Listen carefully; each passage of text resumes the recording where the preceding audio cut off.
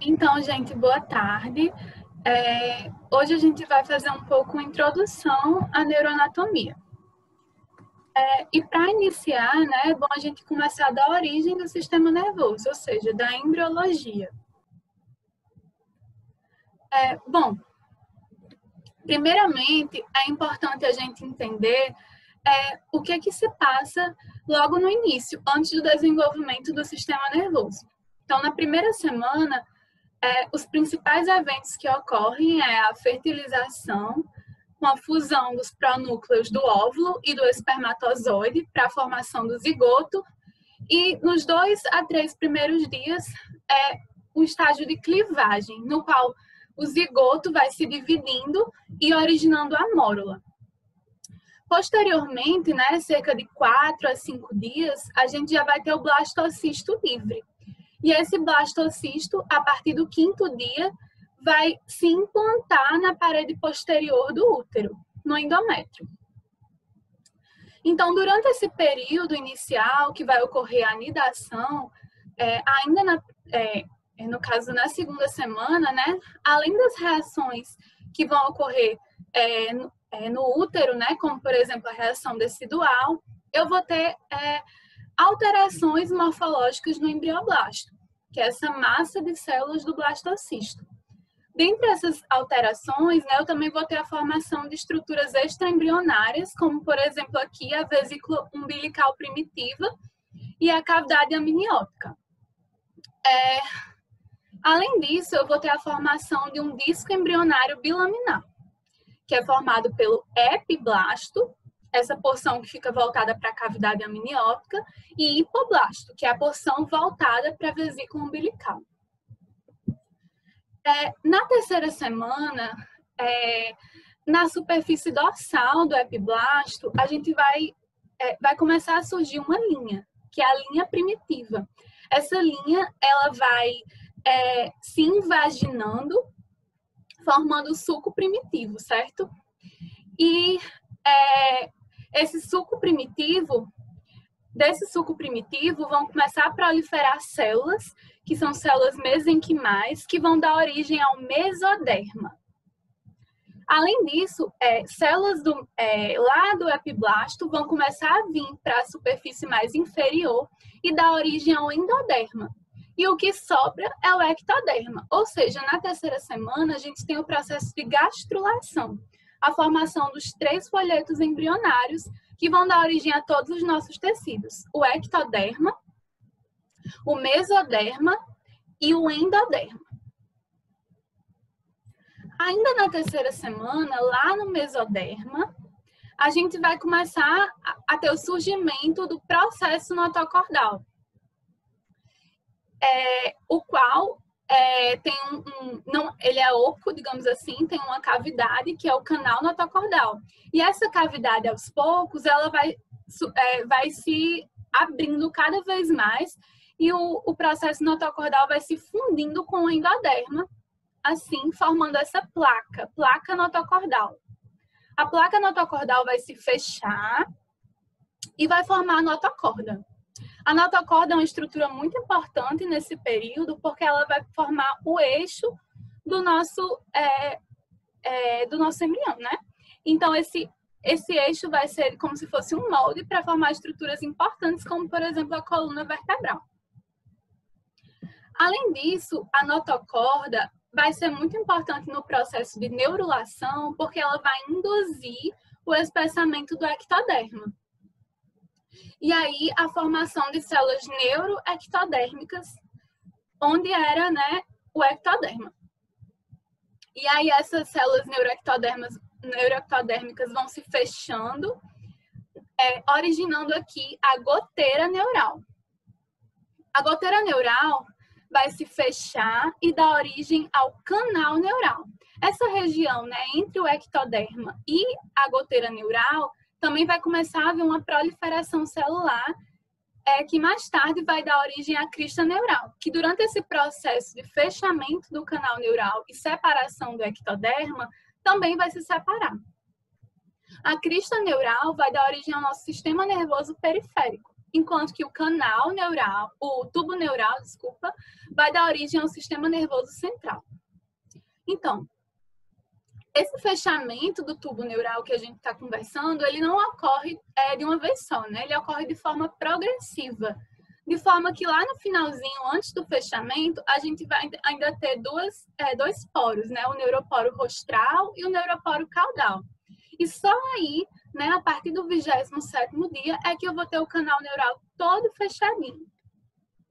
Quando ocorre um defeito, uma falha no fechamento do neuroporo rostral, a gente vai ter, por exemplo, a meroencefalia, que aí eu tenho um desenvolvimento incompleto do encéfalo e também da calvária. E aí, obviamente, essa alteração é tão grave que é incompatível com a vida. Já quando eu tenho um fechamento defeituoso do neuroporo caudal, eu tenho as espinhas bífidas. Eu trouxe exemplos de espinha bífidas císticas, né? Por exemplo, a espinha bífida com meningomielocele, em que eu tenho uma protrusão aqui das meninges e de nervos, né?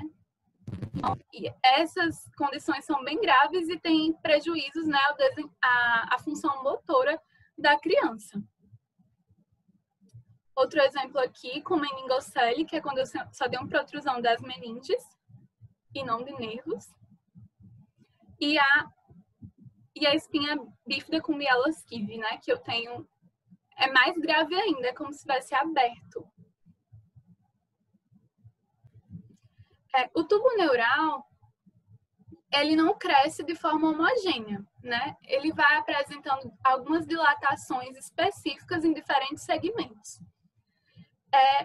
Então, aí vão se originar as 3 vesículas primárias, que é o prosencéfalo, o mesencéfalo e o robencéfalo.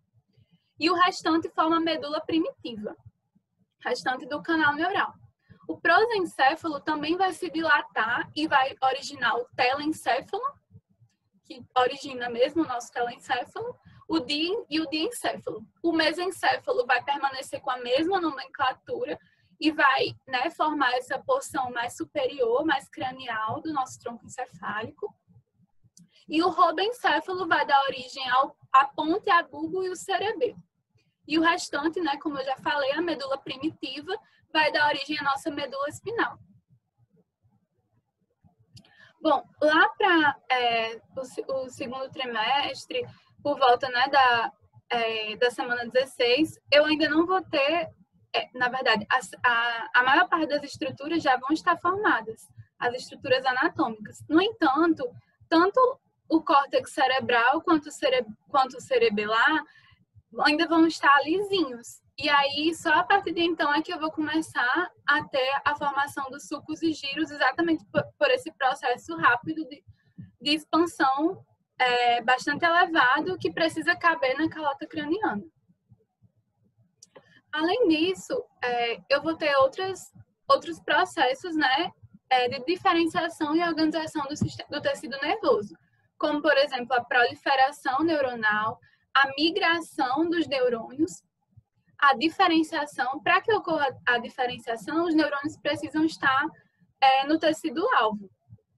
E aí essa migração ocorre exatamente quando eu tenho, lá na extremidade do axônio, a gente tem o cone de crescimento, e esse cone de crescimento é sensível a estímulos químicos. Então ele acha o tecido-alvo, digamos assim, e no tecido-alvo ele vai se ramificando e formando sinapses, que é, no caso, a sinaptogênese. Depois desse processo, a gente começa a ver uma seleção, porque eu vou estar com muitos neurônios e muitas sinapses. Então, eu preciso selecionar esses neurônios e essas sinapses. E como é que isso ocorre? Os neurônios, eles inicialmente produzem substâncias que induzem a sua apoptose. No entanto, o tecido-alvo, no qual eles estão localizados, vão também produzir fatores tróficos. E esses fatores tróficos vão inibir essas substâncias que induzem a apoptose. Então, os neurônios que conseguirem captar mais substâncias tróficas do tecido vão sobreviver em detrimento dos demais. Além disso, eu vou também ter uma eliminação de sinapses desnecessárias. E a última etapa é a mielinização. Ok, pronto. Quando eu tenho no primeiro trimestre algum tipo de, por exemplo, exposição a substâncias teratogênicas, álcool, drogas, alguns medicamentos, eu posso ter um prejuízo nessa proliferação neuronal e, por exemplo, ter um bebê nascer com uma microcefalia. Já eu posso também ter distúrbios de migração neuronal, como, por exemplo, a gente tem aqui nessa RM-T2, a gente vê aqui a substância cinzenta era para estar, né, mais escura, só que a gente vê essa faixa de neurônios ectópicos aqui. No terceiro e quarto trimestre, né, quando eu tenho um prejuízo nesse processo de sinaptogênese, eu posso ter atraso do desenvolvimento neuropsicomotor, retardo mental, por exemplo. Da mesma forma, quando eu tenho, nos primeiros anos de infância, por exemplo, desnutrição, pode afetar esse processo de mielinização e levar também ao desenvolvimento, um atraso no desenvolvimento neuropsicomotor.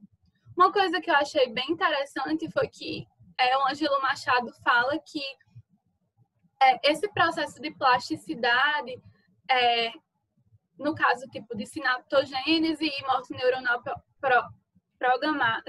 programada e eliminação de sinapses, ele ocorre, por exemplo, no córtex pré-frontal até os 16, 17 anos. E a mielinização, por sua vez, só se completa no lobo frontal aos cerca dos 30 anos de idade. Então, assim, eu fiquei bem surpresa. Agora vamos falar um pouquinho sobre as divisões do sistema nervoso. Nós temos uma divisão funcional do sistema nervoso em somático e visceral. O sistema nervoso somático, por sua vez, é dividido em sua porção aferente e porção eferente. A eferente é que vai inervar, por exemplo, os músculos estriados e ser responsável, esquelético, né? Ser responsável pelos movimentos voluntários. Enquanto a visceral vai controlar, vai fazer o controle das vísceras. Então, ela tem um componente aferente e o componente eferente que é igual, ou seja, que é o sistema nervoso autônomo. E vai controlar, por exemplo, músculo liso, músculo cardíaco e glândulas endócrinas. O sistema nervoso autônomo, por sua vez, é dividido em simpático e parasimpático. Além disso, tem outra divisão que é interessante, que é entre sistema nervoso suprassegmentar e infrassegmentar. O sistema nervoso suprassegmentar é composto pelo cérebro e pelo cerebelo, enquanto que o infrassegmentar é composto pelo sistema nervoso periférico, pelo tronco encefálico e pela medula espinal. E o sistema nervoso infrassegmentar conecta a periferia ao cérebro e cerebelo. Era para estar puxando para cá também. O encéfalo é formado pelo cérebro, cerebelo e tronco. Aqui a gente vê, né, mais um pouco da divisão anatômica do encéfalo em cérebro,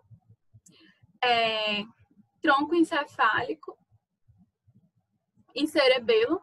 O cérebro, por sua vez, é dividido em telencéfalo e diencéfalo, e o tronco vai ser dividido em mesencéfalo, ponte e bulbo. Então, vamos falar um pouquinho sobre o telencéfalo. Bom, o telencéfalo, ele é constituído pelos hemisférios cerebrais direito e esquerdo e pela lâmina terminal, que é essa lâminazinha que forma a parede anterior do terceiro ventrículo. Além disso, também, o telencéfalo possui 3 polos, o polo frontal, o polo temporal e o polo occipital. Esses polos correspondem, né, às extremidades dos lobos frontal, temporal e occipital. O lobo frontal, ele repousa sobre a base do crânio, na fossa anterior. O lobo temporal repousa sobre a face média, sendo que essas duas faces são delimitadas, são divididas pela asa menor do esfenoide. E o tronco encefálico e o cerebelo repousam na fossa posterior. A gente sabe que o tronco e o cerebelo não fazem parte do telencéfalo, mas estão aqui. E a fossa posterior é dividida da fossa média pela tenda do cerebelo, que a gente vai ver um pouquinho mais adiante, e pela parte petrosa do osso temporal. Como o tecido nervoso é muito frágil, além da calota craniana, nós também vamos ter membranas fibrosas, membranas conjuntivas, né, que vão estar revestindo e conferindo proteção e resistência. Dentre elas, a mais externa é a dura mater. A dura mater não tem esse nome à toa. De fato, ela é a mais firme e espessa das meninges. E ela tem um folheto mais externo, que corresponde ao periósteo, apesar dela não ter função de osteogênese, né? O que dificulta, por exemplo, a formação de calo ósseo quando eu tenho uma fratura de crânio. E também tem um folheto mais interno. Em algumas porções, esses folhetos ficam aderidos. Só que em outras porções, esses folhetos se destacam e a dura mater vai formar pregas da dura mater. Como, por exemplo, aqui, a foice do cérebro, que vai ficar entre os hemisférios cerebrais, dividindo-os. Além disso, tem outro ponto em que isso ocorre, de formação de prega de dura mater, e a formação da tenda do cerebelo, que vai dividir, né, em estruturas supratentoriais e infratentoriais. As infratentoriais, que a gente falou, né, que fica na fossa posterior, já que essa tenda do cerebelo, também compõe essa divisão, ou seja, o cerebelo e o tronco. Além disso, tem uma foicezinha de dura mater que vai separar os dois hemisférios do cerebelo. E o mesencéfalo também vai passar por uma abertura que existe aqui. A incisura da foice deixa essa abertura aqui por onde passa o mesencéfalo. Quando há esse destacamento dos folhetos da dura mater, há também a formação de seios, que são cavidades como seios sagitais. Outra coisa que é interessante também é que, diferentemente das outras meninges, a dura mater ela é ricamente inervada. E a gente sabe que o tecido nervoso não tem nociceptores, né? Então, ela é responsável pela sensibilidade dessa região. Seguindo, né, mais inferiormente, a gente vai ter a segunda meninge, que é a meninge aracnoide. E ela recebe esse nome porque no espaço embaixo dela, que é entre ela e a pia mater, a gente tem essas teias, que são trabéculas, que parecem mesmo teias de aranha, por isso que ela tem esse nome, aracnoide. E é dentro desse espaço subaracnoide que vai circular o líquido cefalorraquidiano. E aí a aracnoide também vai se projetar para os seios, formando essas projeções que são as granulações aracnoides. Mais inferiormente a gente vai ter a pia mater, né? E a pia mater ela é bem fininha e ela vai ser totalmente aderida aos sulcos do telencéfalo. Isso é muito importante porque o tecido nervoso ele é molinho, então ela confere resistência. Aqui nessa TC a gente consegue ver bem direitinho, né? Nesse corte coronal, a gente consegue ver a foice do cérebro, dividindo os hemisférios, e a tenda do cerebelo. Aqui, novamente, a gente vê a tenda do cerebelo. Lembra que eu falei que a fossa posterior vai ser dividida pela parte petrosa do osso temporal e pela tenda do cerebelo.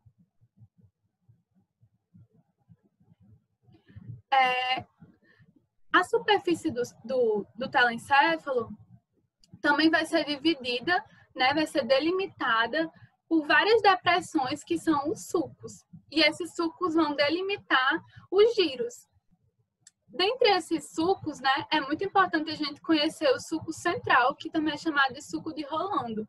Por quê? Porque esse sulco central ele vai dividir o lobo frontal do lobo parietal. Além disso, ele também vai ficar entre dois giros muito importantes, que é o giro pré-central, que fica no lobo frontal, e esse giro pré-central é a área motora primária. E o giro giro pós-central, que fica no lobo parietal e corresponde ao córtex sensitivo primário. Além disso, outro sulco importante da gente saber, de início, é o sulco lateral ou fissura de Silvius. E esse sulco lateral vai dividir o lobo temporal dos lobos frontal e parietal. Para a gente conhecer também o lobo occipital, é importante a gente saber da existência do sulco parieto-occipital, que a gente só consegue visualizar num corte medial.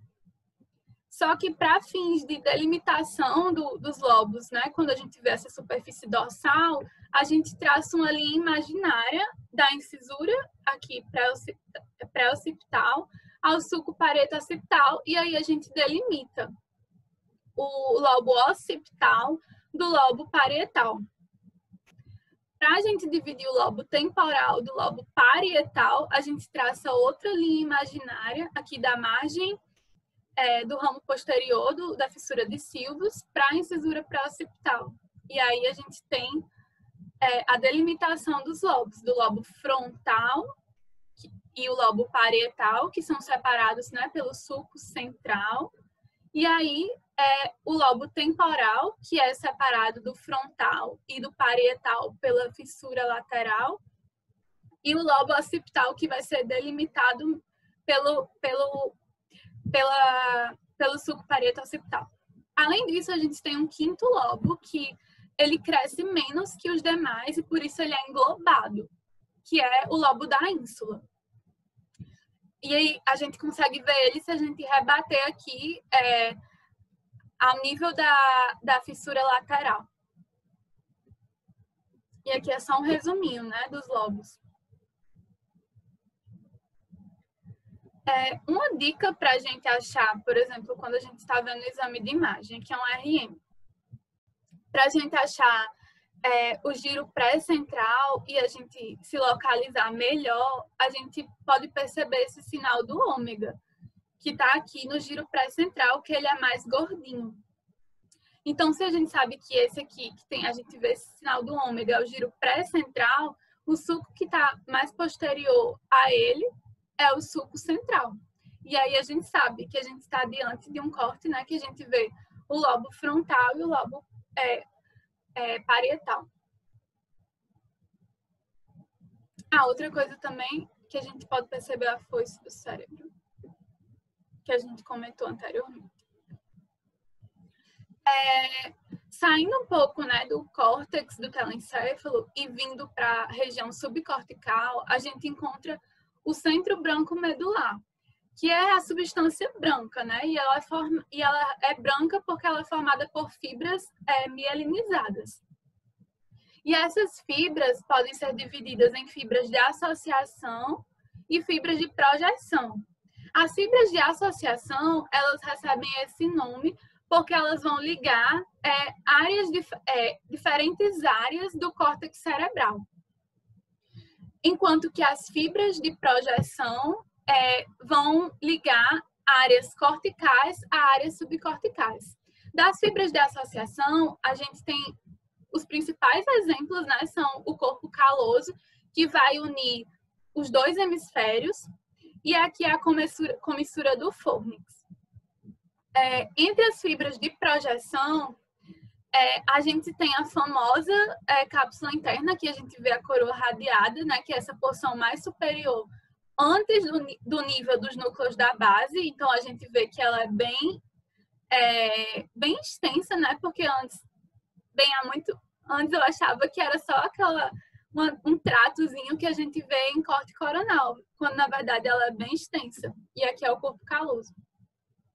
E aí, outra fibra de projeção que a gente tem é o fórnix, né, que vai ligar o córtex hipocampal aos corpos mamilares. Alguma dúvida, gente? Alguma contribuição que vocês queiram fazer? Podem interromper. Por enquanto, não. Tá certo. Aqui a gente já consegue ver melhor de novo a cápsula interna, né? E a cápsula interna é extremamente importante porque por ela passam a maior parte das fibras, são fibras de projeção, né? Então, por ela passam a maior parte das fibras que entram ou que saem do córtex, como, por exemplo, o trato córtico-espinal, que faz parte que é o principal, né, do sistema piramidal, o principal responsável pela nossa motricidade voluntária. E aí, só a título de ilustração, quando a gente faz esse estímulo aqui, né, e tem uma normalidade no reflexo cutâneo plantar, quando a gente tem um sinal de Babinski positivo, é porque tem uma lesão de neurônio motor superior em qualquer segmento do trato córtico-espinal. Ainda nessa região subcortical, imerso, né, nesse centro branco medular, a gente vai ter coleções de substância cinzenta, ou seja, né, regiões com aglomerados de núcleos de neurônios, que são os núcleos da base, que recebem esse nome exatamente porque eles estão na região mais basal do nosso cérebro. E aí são eles, né, o núcleo caudado, o putame, o núcleo accumbens, a amígdala e o globo pálido. O núcleo caudado, ele é bem extenso e ele recebe exatamente esse nome porque ele tem essa porção que é uma cauda, além, né, do corpo e da cabeça. Nós temos também o putame e aí, geralmente, né, a gente considera a gente chama o caudado mais o putame de neoestriado ou estriado, porque eles têm funções motoras muito próximas, têm origens embriológicas e também características histológicas muito próximas. Eles são separados pela cápsula interna, né, por estrias de cápsula interna, por isso que esse nome, ele recebe esse nome de estriado mesmo. Mas eles têm alguns pontos de junções, como se fossem pontes celulares que vão unir esses dois núcleos. Além disso, o globo pálido, né, que a gente percebe que ele fica medial mesmo ao putame, a gente só consegue ver numa visão mais medial. O globo pálido, ele tem um segmento externo e um segmento interno, e juntos eles vão formar o núcleo lentiforme. E uma analogia legal para pensar neles é como se fosse um cone de sorvete, em que o putame é a bola de sorvete gigante e o globo pálido é o cone do sorvete. Tá. E aí os três, né, caudado, putame e globo pálido, formam um corpo estriado.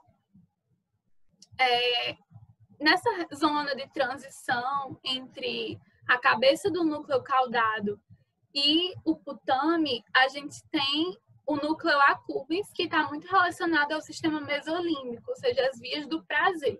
Enquanto que a amígdala, ela está muito relacionada ao medo. Em outras referências, eles também vão considerar os núcleos do subtálamo, os núcleos subtalâmicos, né? E a substância nigra lá do mesencéfalo também como núcleos da base. E alguns nem consideram a amígdala como núcleo da base por estar muito mais relacionada às funções emocionais. Aqui essa imagem é muito importante da gente ter em mente, porque sempre a maior parte dos cortes de TCI que a gente vê né, são mais ou menos nesse segmento, a nível de núcleo da base, e aqui a gente dá para ver bastante a relação dos núcleos da base e do tálamo com a cápsula interna. Então, aqui a gente vê, né, a cabeça do núcleo caudado, vê aqui os tálamos e dividindo, e aqui o núcleo lentiforme. Perceba que realmente ele tem um formato de lente, né? Ele é formado pelo, como eu já falei, pelo putame e pelo globo pálido. E aí a gente tem aqui entre eles a cápsula interna, que é dividida em ramo anterior, joelho e ramo posterior. Além disso, outro núcleo da base que eu não falei, que o Machado considera, é o claustro, que ele não tem uma função muito específica, mas é essa laminazinha de substância cinzenta. E aí é importante a gente ter uma noção das camadas, né? Por exemplo, quando a gente vê aqui, a gente vê o córtex da ínsula, a lâmina extrema de substância cinzenta, de substância branca. Aqui a gente tem o claustro, a lâmina externa, o núcleo lentiforme e a cápsula interna. E aqui nós temos os tálamos. Tá, aqui nessa imagem eu gosto muito dela porque dá pra gente ver bastante essa relação da cápsula interna, né, com o putame. E realmente essas estrias da cápsula interna penetrando. Outra coisa interessante é que o globo pálido, ele é pálido, né? Tipo, ele é mais branco porque ele é entremeado por fibras mielínicas que dão a ele essa coloração mais clara. Aqui, novamente, né, se a gente tirar o putame, a gente consegue ver o globo pálido, que fica mais medial, fica mais profundo, né? E aqui com a cápsula interna. Aqui, retirando os núcleos da base, fica a cápsula interna.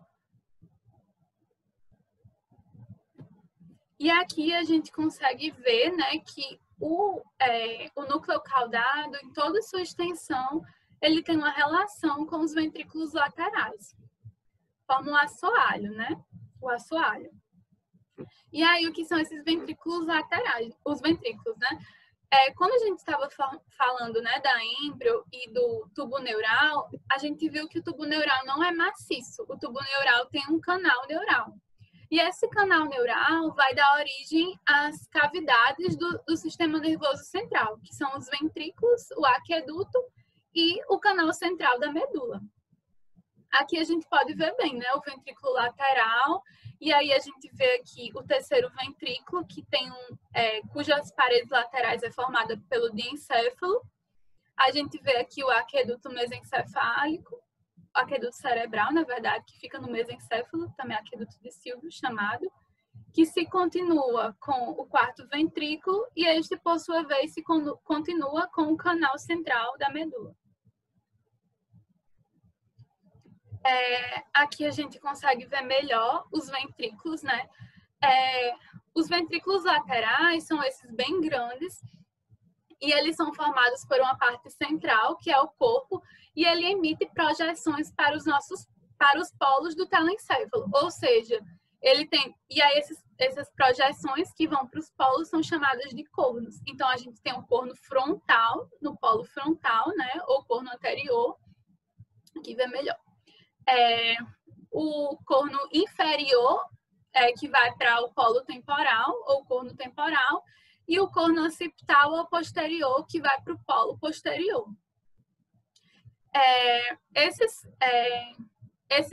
Esse ventrículo lateral é conectado, cada ventrículo lateral, né, na verdade, é conectado com o terceiro ventrículo por esse forame interventricular ou forame de Monod. Além disso, dentro do ventrículo, digamos assim, né, a gente tem essa aderência intertalâmica, porque ele é formado pela parede lateral, ele fica entre os tálamos. Então, e os tálamos são conectados pela aderência intertalâmica. E aí a gente vê novamente o que a gente estava discutindo, o aqueduto cerebral a nível de mesencéfalo, quarto ventrículo, né, que fica entre o tronco, entre o cerebelo e o tronco. E é isso. Sim. Aqui a gente consegue, eu gosto muito dessa imagem porque a gente consegue ver bem a relação, né, dos núcleos das estruturas, né, com os ventrículos. A gente vê que, exceto no corno inferior, ou seja, no corno temporal, todo o teto dos ventrículos é formado pelo corpo caloso. A gente vê bem. E essas paredes laterais dos ventrículos laterais são formadas pelo núcleo caudado, que tem uma relação, né, em toda a sua extensão com o ventrículo lateral. Além disso, aqui a gente também vê, né, o putame. E aí a gente lembra dessa analogia com o sorvete. É como se esse corte tivesse pegado só a parte do sorvete. É tanto que a gente não vê globo pálido. Não vê, a gente pega só a parte. O sorvete é gigante e a gente pega só a parte do sorvete. Já aqui nesse corte, a gente consegue ver, né, a casquinha do sorvete, que é o globo pálido.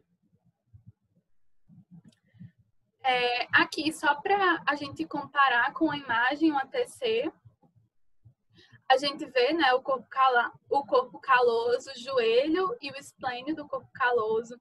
A gente vê, né, aqui a cabeça do núcleo caudado. A gente vê aqui a cápsula interna, né? E é isso. E aí eu queria que vocês me dissessem essas estruturas. Quais são? Aqui, né, comparando essa imagem, que é a que a gente sempre vê, quando a gente vai ver os sinais, por exemplo, de um AVC. Enfim. Isso. Apagamento do lentiforme. Apagamento da ínsula. Apagamento do lentiforme. E aí, para finalizar, a gente vai falar um pouquinho sobre o diencéfalo. O diencéfalo, juntamente com o telencéfalo, vai compor o que a gente chama de cérebro. E aí, o diencéfalo, ele é dividido em tálamo, que é o que a gente já falou bastante, né? Porque o tálamo vai compor as paredes laterais dos terceiros ventrículos. Inclusive, esse tetozinho aqui, né, do plexo corióide, é do terceiro ventrículo. E os tálamos são interligados por essa aderência intertalâmica. Tá. Inferior ao tálamo, né, dividido por esse sulco hipotalâmico, a gente tem o hipotálamo, que é outro componente do encéfalo. E aí o hipotálamo, ele é formado pelos corpos mamilares, é formado pela neurohipófise, que por sua vez, por meio lá desse infundíbulo, conectado ao restante do hipotálamo pelo tubo cinéreo. E basicamente isso, são as principais estruturas. Também o quiasma óptico, que a gente vê aqui. E outra estrutura que não está aqui, mas que a gente sabe, é o subtalâmico, né? A região subtalâmica, que é essa região de transição entre o diencéfalo e o mesencéfalo. E aqui também temos o epitálamo, que é a quarta porção do diencéfalo. E é o principal representante do epitálamo, né, a glândula pineal. Aqui. Ela é suspendida, digamos assim, por duas, como é que eu posso dizer? Duas comissuras, que é a comissura posterior e a... Ops, travou aqui. E a comissura das abênulas. A comissura posterior, né, vai ficar unidazinha ao teto do mesencéfalo. E é basicamente, sim. Aí hoje, então, assim, resumindo, hoje eu falei um pouquinho, né, sobre o prosencéfalo, ou seja, as estruturas que formaram o cérebro, e um pouquinho da introdução à anatomia do telencéfalo e do diencéfalo. E aí, na próxima aula, acho que vai ser ainda menor, porque eu vou falar um pouquinho sobre o tronco e sobre a medula espinal. E também o cerebelo, né? Então, Por hoje foi só isso, gente.